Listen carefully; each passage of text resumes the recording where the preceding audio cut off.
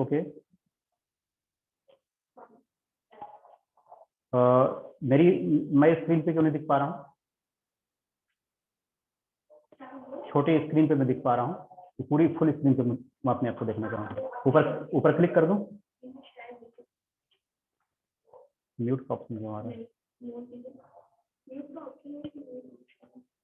Mute ठीक। Good morning प्यारे बच्चों, आज की क्लास हम लोग शुरू आज कर रहे हैं। आज का जो हमारा चैप्टर है जल।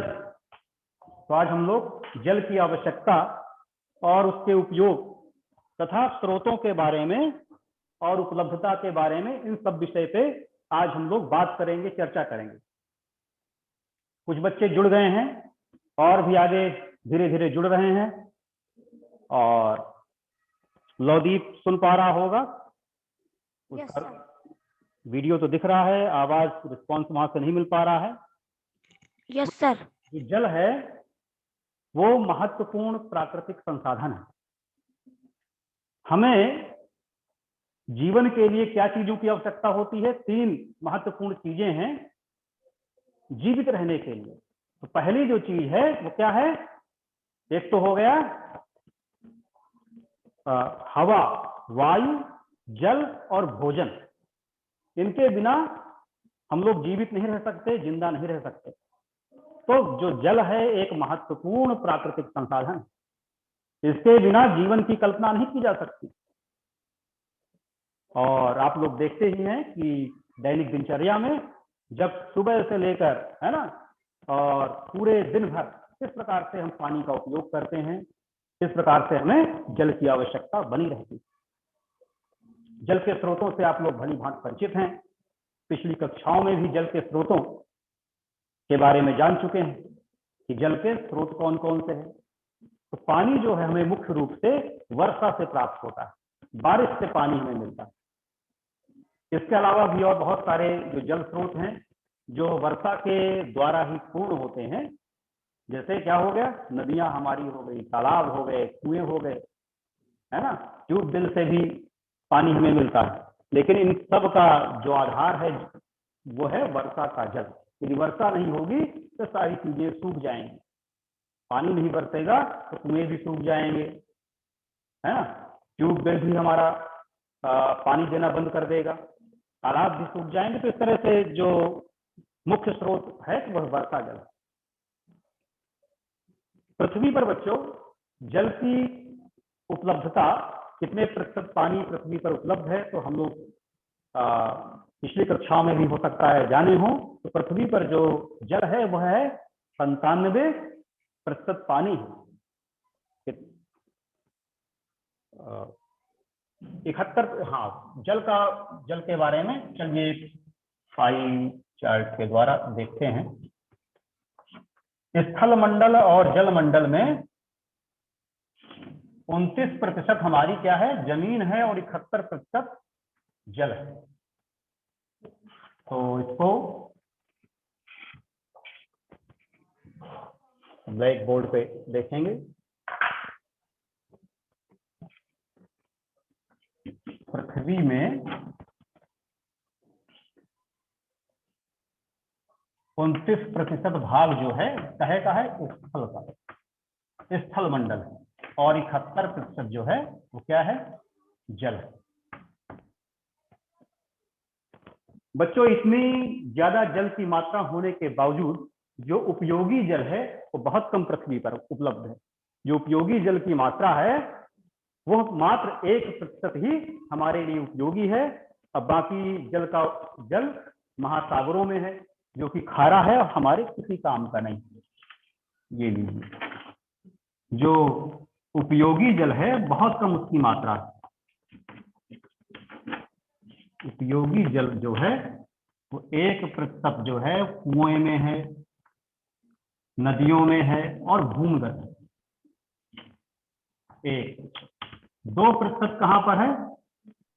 2% जो जल है वो बर्फ के रूप में अंटार्कटिका महाद्वीप हो गया या अन्य स्थल हो गए, वहां पर 2% बर्फ के रूप में।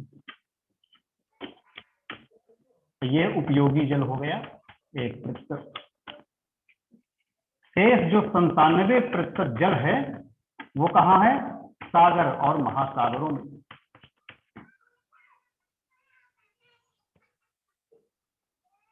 तो जो उपयोगी जल की मात्रा है पृथ्वी पर बच्चों तो बहुत कम है, इसलिए जो इसका इस्तेमाल है हमें बहुत सोच समझ कर करना चाहिए और पानी का दुरुपयोग नहीं करना है।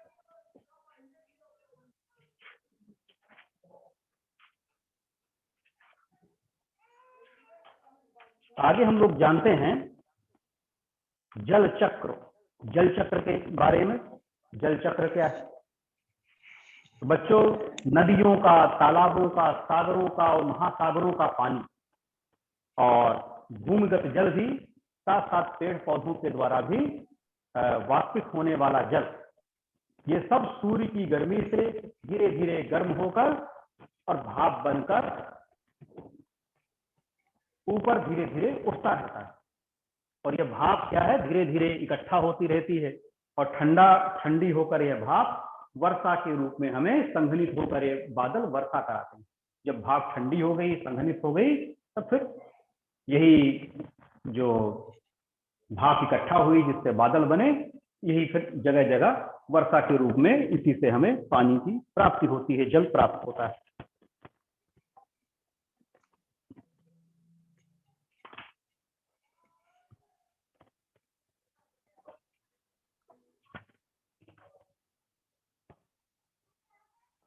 बच्चों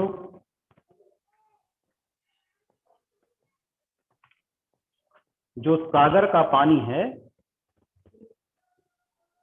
वो भाप बनकर ऊपर उठा और जगह जगह बादलों ने वर्षा कराई और वर्षा का जल पुनः आपके खेतों से और छोटी छोटी नदियों नालियों से होता हुआ बड़ी नदियों में फिर जाके समुद्र में पहुंच जाता है। इस प्रकार से जल चक्र आपका चलता रहता है। आगे आपकी बुक में बताया जा रहा है यदि भारी वर्षा हो तो क्या होगा, है ना। तो पर्यावरण में असंतुलन के कारण आप लोग देखते हैं कभी कभी बहुत ही अल्प वर्षा होती है ना, अल्प वृष्टि होती है, कभी कभी अतिवृष्टि होती है। तो अल्प वृष्टि से भी जनजीवन प्रभावित होता है और अतिवृष्टि से ही बच्चों जनजीवन प्रभावित होता है। यदि पानी कम बरसेगा तो क्या होगा? सूखे की स्थिति निर्मित हो जाएगी, है ना। जमीन सूख जाएगी, जमीन में दरारें पड़ जाएंगी, घास के मैदान सूख जाएंगे, जानवरों के लिए भी पीने के पानी की समस्या और साथ साथ ही भोजन की समस्या उनके सामने आ जाएगी। जो जमीन का जो वाटर लेवल है, भूजल स्तर है, वो वर्षा न होने से बहुत नीचे चला जाता है।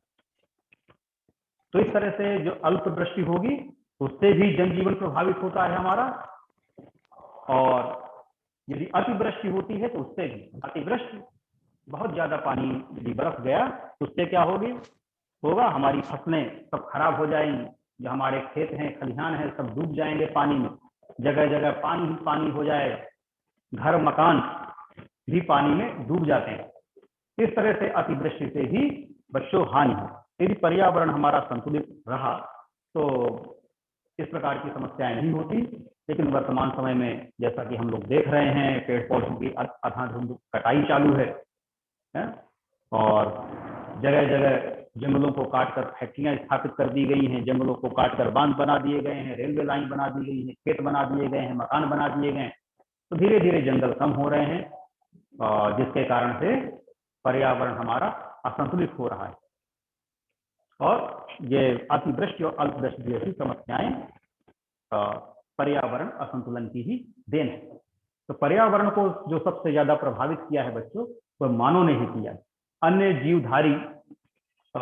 जीवधारियों ने का योगदान बहुत ही कम है, नगण्य के बराबर है। जो पर्यावरण को प्रभावित करने का काम है, जो पर्यावरण को नष्ट करने का कार्य किया है, वो मानव ने ही किया। आगे बच्चों बताया जा रहा है अतिवृष्टि और अल्पवृष्टि के बाद आपकी बुक में बताया गया है कि हम जल को कैसे संरक्षित करें, है ना, पानी को कैसे बचा के रखें। तो बच्चों, आप लोगों ने पिछली कक्षा में वाटर हार्वेस्टिंग सिस्टम के बारे में भी जाना था। तो हम लोग वाटर हार्वेस्टिंग सिस्टम अपनाकर वर्षा जल का संग्रहण कर सकते हैं और आवश्यकता पड़ने पर उसका उपयोग कर सकते हैं। तो वाटर हार्वेस्टिंग सिस्टम कैसे हम लोग अपने घरों में बना सकते हैं? वाटर हार्वेस्टिंग सिस्टम के द्वारा जो बारिश का पानी है उसको हम लोग जमीन के अंदर एकत्रित करते हैं। यदि जल्दी उपयोग करना है तो वर्षा के पानी को, छत में इकट्ठा हुए पानी को हम किसी टंकियों में इकट्ठा कर सकते हैं, और यदि उस टंकी से अतिरिक्त जल है तो उसको भूमि में एक सोखता गड्ढा बनाकर उसे भूमिगत कर सकते हैं, जिससे जमीन के अंदर ये पानी धीरे धीरे सूख जाएगा और भूजल स्तर जिससे ऊपर आएगा और हमारे जो आसपास के कुएं हैं, ट्यूबवेल हैं, तो वो हमें पर्याप्त साल भर पानी देंगे। तो हमें अपने घरों में वाटर हार्वेस्टिंग सिस्टम बनाना चाहिए। इसके अलावा भी बहुत सारे उपाय हैं, जैसे बोरी बंधान पद्धति के द्वारा आपके गांव में या आपके क्षेत्र में जो ऐसे नदी नाले हैं जो वर्षा काल में ही सिर्फ बहते रहते हैं, बाकी मौसम में वो सूखे आपको मिलेंगे, तो उनमें आप क्या कर सकते हैं, उन नदी नालों का जो बारिश का पानी है उसे आगे बढ़ने से रोक दिया जाए। इसके लिए क्या उपाय है? बोरी जो पॉलीथीन जो बैग आते हैं या जो सीमेंट की बोरियां हैं, उनमें हम लोग क्या करेंगे, बोरियों में रेत भरकर, बालू भरकर एक नदी के बीचों बीच एक दीवार की तरह खड़ी कर देते हैं, जिससे वर्षा का पानी उस दीवार पे उन बोरियों में के द्वारा रोक दिया जाता है और उस रुके हुए पानी का उपयोग हम लोग खेतों की सिंचाई के लिए, जानवरों के लिए या अन्य कार्यों के लिए कई महीनों तक कर सकते हैं। एक तो यह उपाय भी हो सकता है। साथ में हमें अपने दैनिक कार्यों में भी पानी का जो दुरुपयोग होता है उसको रोकना पड़ेगा। अपनी जो आदतें हैं उनमें भी सुधार लाकर हम पानी के दुरुपयोग को रोक सकते हैं। चाहे वह सुबह ब्रश करने के लिए, बहुत से लोग कैसे ब्रश करते हैं बच्चों, है ना, और नल की टोटी खोल दिए, टैप खोल दिए और ब्रश रगड़ना चालू, अब पानी बह रहा है। इस तरह की आदतों से हमें बचना पड़ेगा। इसी प्रकार स्नान के लिए, नहाने के लिए, है ना, तो मग का और बाल्टी का इस्तेमाल करना चाहिए। शावर या हौज का इस्तेमाल, है ना, बाथरूम टब में नहाना, यह सब पानी के दुरुपयोग को बढ़ाते हैं। तो इस तरह के कार्य से भी हमें बचना चाहिए। साथ ही रसोई घर के में उपयोग होने वाले जल को हम लोग पुनः उपयोग, रसोई घर का जो पानी निकलता है उसको हम लोग पुनः उपयोग कर सकते हैं। किचन गार्डन में हो या अपने घर के बगीचे में इस पानी का इस्तेमाल करके हम पेड़ पौधों की सिंचाई कर सकते हैं, जिससे हमें दूसरा शुद्ध पानी उस काम में उपयोग नहीं करना पड़ेगा। इस तरह से बहुत सारे उपाय हैं जिनको अपनाकर आप लोग वर्षा जल का संरक्षण कर सकते हैं। बच्चों, आज की क्लास में हम लोग जल के महत्व के बारे में जाने। अब देखते हैं, आगे बढ़ते हैं। कुछ एक्सरसाइज दी हुई है, इसको भी देख लें।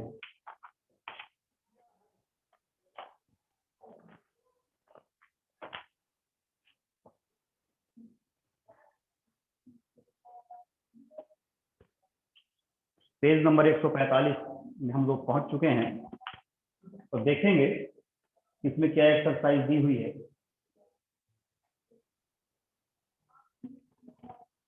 रिक्त स्थान, सबसे पहले तो आप लोग देख पा रहे होंगे रिक्त स्थान कुछ दिए हुए हैं, इनको भरेंगे और उसके बाद नीचे कुछ प्रश्न उत्तर हैं, इनको भी करेंगे। तो रिक्त स्थान देखेंगे कि जल को वाष्प में परिवर्तित करने के प्रक्रम को क्या कहते हैं। तो सभी बच्चे पाठ पढ़ने के दौरान जाने हैं कि पानी को वाष्प में बदलने के प्रक्रम को हम लोग वाष्पन कहते हैं। तो यहाँ पर वाष्पन भर लेंगे। इसके बाद दूसरा है जलवाष्प को जल में परिवर्तित करने के प्रक्रम को, है ना, जलवाष्प को जल में परिवर्तित करने के प्रक्रम को क्या कहते हैं। तो इस पे क्या आएगा, संघनन। पानी यदि हम गर्म करें तो क्या होता है, पानी भाप बनकर उड़ने लगता है, जिस प्रकार सूर्य की गर्मी से उड़ता है ना। आप लोग देखे हैं कि आपके घरों में भी पोछा लगाया जाए तो देखते हैं कुछ देर बाद फर्श अपने आप सूख जाती है। आप गीले कपड़ों को बाहर रस्सी में फैला दिए और देखते हैं कुछ घंटों के पश्चात उनका पानी वाष्पित हो जाता है, भाप बनकर उड़ जाता है। तो इसके बाद क्या है, धीरे धीरे ये गर्म जो जलवाष्प है धीरे धीरे ऊपर उठती जाती है और जाके इसी तरह ये क्या है, बादलों का निर्माण करती। तो संघनन जो है, यदि आप लोग घरों में कई बार देखते हैं कि जब हमारा दूध उबल रहा हो या पानी उबलने के लिए रख देते हैं और ऊपर से कोई एक थाली लगा दें या कोई प्लेट लगा दें, तो वो जो भाप है इससे प्लेट से टकराती है और जो जलवाष्प है वो ठंडी प्लेट से टकराकर पानी की नन्ही नन्ही बूंदों में परिवर्तित हो जाती है। इसे ही हम लोग संघनन की क्रिया कहते हैं। तो इस रिक्त स्थान में क्या आएगा, संघनन। 1 वर्ष या इससे अधिक समय तक वर्षा न होना उस क्षेत्र में सूखा लाता है। तो क्या इसमें भरेंगे, सूखा। यदि कई साल तक पानी न बरसे तो उस क्षेत्र में सूखे की स्थिति निर्मित हो जाती है। भूजल स्तर बहुत नीचे चला जाता है, घास के मैदान सब सूख जाते हैं और चारों तरफ तराही तराही पानी के लिए मच जाती है। तो यहाँ सूखा आएगा। अत्यधिक वर्षा से बाढ़ आती है। तो अगले रिक्त स्थान में आप भर लें, बाढ़। दूसरा जो प्रश्न है, नीचे लिखे में से प्रत्येक को के सामने वाष्पन या संघनन लिखना है। कुछ घटनाएं नीचे लिखी हुई हैं, ये किस कारण से होती हैं, ये वाष्पन के कारण से होती हैं या संघनन के कारण से। उसके सामने लिखना है आपको वाष्पन या संघनन। चलिए देखते हैं इनको भी। ठंडे जल से भरे गिलास की बाहरी सतह पर जल की बूंदों का दिखना। ठीक है, यदि आप रेफ्रिजरेटर से फ्रिज से निकालकर पानी की बोतल यदि बाहर रख देते हैं और उसे एक कपड़े से पोंछ कर रखिए आप, और देखते हैं कुछ समय के पश्चात पुनः वह बोतल गीली हो जाती है, उसके चारों तरफ फिर से नन्ही नन्ही पानी की बूंदें जमा हो जाती हैं। ये क्यों होता है बच्चों, यह संघनन के कारण ही होता है। जो कमरे के अंदर जो हवा है तो वो उस वायु में क्या क्या चीजें मिली हुई हैं, कई प्रकार की तो गैसें मिली हुई हैं, धूल के कण मिले हुए हैं और एक चीज और मिली हुई है जिसे हम लोग जलवाष्प कहते हैं। तो इस वायु में जलवाष्प भी मिली हुई है, पानी की नन्ही नन्ही बूंदें भी मिली हुई है ना, भाप भी मिली हुई है इस हवा में। तो ये जब यह जलवाष्प युक्त जो वायु है वो ठंडी पानी की बोतल की सतह से टकराती तो क्या हो जाती है, संघनित हो जाती है, पानी की नन्ही नन्ही बूंदों में बदल जाती है। तो यह काम क्या है, इस संघनन के द्वारा ही होता है। आगे है, गीले कपड़ों पर इस्त्री करने पर भाप का ऊपर उठना। ठीक है, कई बार आप लोग यदि कपड़े ढंग से सूखे नहीं हैं तो कई बार आपको ऐसी भी जरूरत पड़ जाती है, कपड़ों को जल्दी सुखाने के लिए क्या करते हैं आप, उनमें प्रेस भी करते हैं। जब इस्त्री करते हैं, प्रेस करते हैं तो कपड़ों का जो पानी है वो भाप बनकर उड़ जाता है। ये किस कारण, इस क्रिया को क्या बोलेंगे, इसको बोलेंगे वाष्पीकरण के द्वारा पानी भाप बनकर उड़ता है। तो इसके सामने लिख लेंगे वाष्पीकरण। सर्दियों में प्रायः कोहरे का दिखना इस संघनन के कारण होता है, इसके सामने संघनन लिख लेंगे। आगे 2 और बचे हुए हैं कथन, इनको भी देख लें। गीले कपड़े से पोंछने के बाद श्यामपट्ट कुछ समय के पश्चात सूख जाता है। तो यह काम वाष्पीकरण के द्वारा होता है और वाष्पीकरण की क्रिया 24 घंटे होती रहती है, चाहे सूर्य की उपस्थित हो या सूर्य अनुपस्थित हो, है ना। रात में भी आप पोंछा लगाएंगे, है, या कपड़े कम गीले कपड़े हैं, थोड़े बहुत गीले हैं कपड़े, यदि उनको आप टांग देंगे तो वो रात भर में आपके सूख जाते हैं। तो यह क्रिया दिन रात दोनों समय होती रहती है, ये वाष्पीकरण के द्वारा है। गर्म छड़ के ऊपर जल छिड़कने पर भाप बनकर उठना।